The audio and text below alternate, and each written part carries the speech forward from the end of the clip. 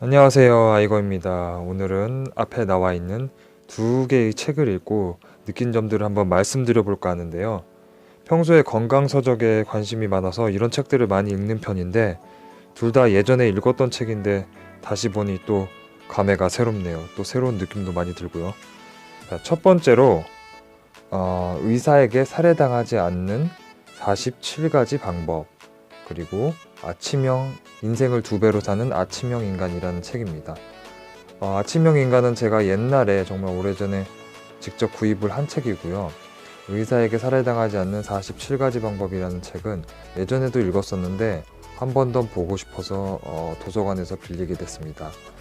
그래서 이 두 가지 책을 한번 소개드려 볼까 하는데요.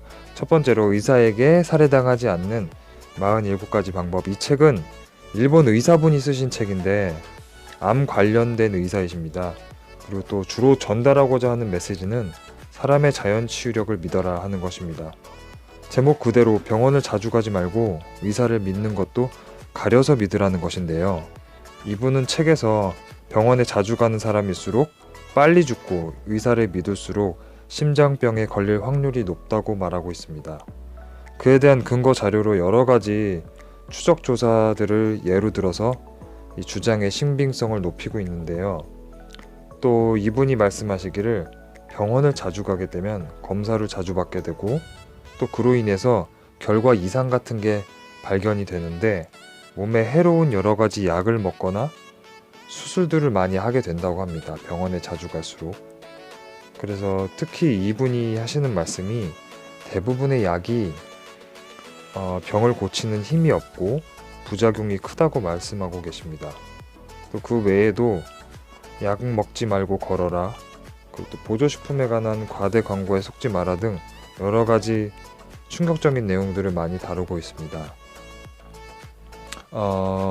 이분의 성함은, 이 책을 지으신 분의 성함은 곤도 마코토라고 하는 일본 의사분이십니다.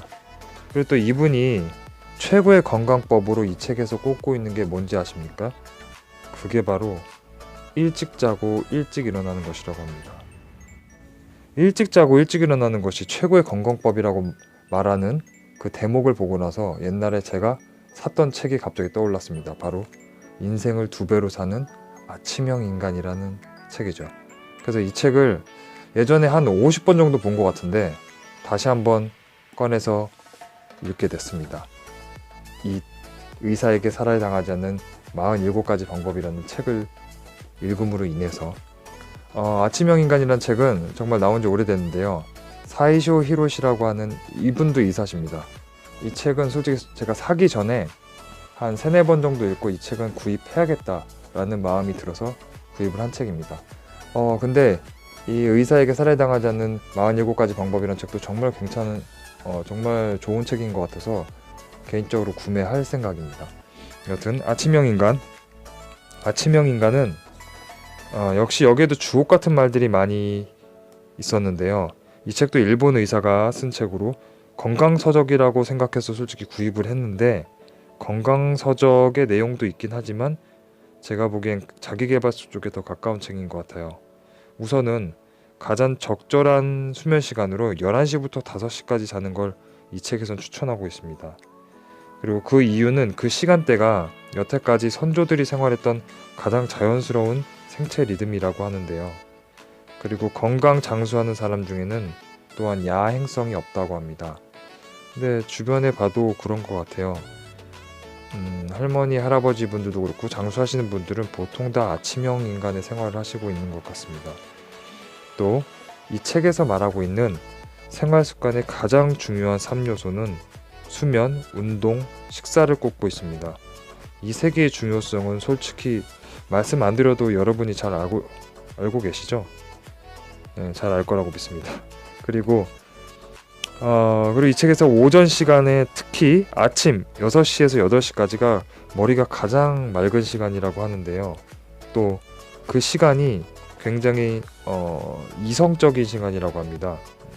네, 특히 6시에서 8시 사이가 가장 이성적인 시간이라고 하니까 중요한 결정이나 계획 또는 공부를 하기에 정말 최적의 시간이라고 이 책에선 말하고 있습니다. 여러분도 그 시간대를 잘 활용하시길 바라겠고요.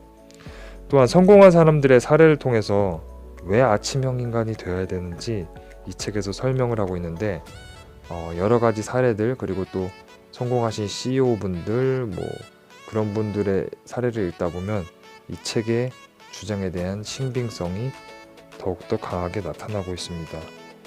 솔직히 저도 몇 번을 도전했다가 실패한 게 아침형 인간인데요. 아침형 인간 되기 솔직히 쉽지 않습니다. 저도 몇 번을 실패했는데요. 이걸 해내면 정말 건강도 좋아지고 성공하는 삶을 살게 될 것 같은데 정말 힘들어요. 정말 힘들었습니다. 그리고 여태까지도 계속 지키지 못하고 있는 것 같고요. 역시 성공한 CEO들이 주로 아침형 인간이라는데 그 이유가 있는 것 같습니다. 여튼 제가 최근에 읽은 책 2가지를 소개해 봤는데요. 아침형 인간 꼭 도전해 보시고 건강하고 성공하는 삶을 모두 영위하셨으면 좋겠습니다. 오늘은 영상 여기까지고 다음에 또 만날게요. 감사합니다.